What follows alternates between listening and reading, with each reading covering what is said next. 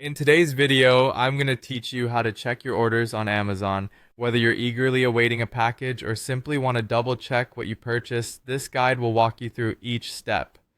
Now let's get started. First, you'll need to open up a web browser on your device and head over to Amazon's website. For most people, that's Amazon.com, but depending on where you are in the world, you might have a different regional Amazon site. Once you're on the homepage, make sure you log into your account. This part is crucial because you need to be signed in to view your order history.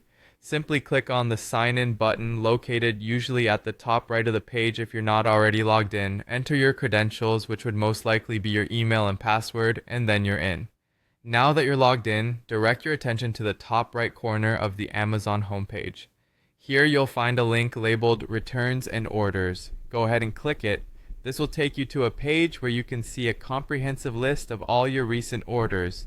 The layout of this page is pretty user-friendly, with your most recent purchases shown first. Scroll through and you can see everything you've ordered in the past. There's also a search bar if you're trying to find something specific. To get more details about any specific order, simply click on Order Details, which is usually located alongside each listed order.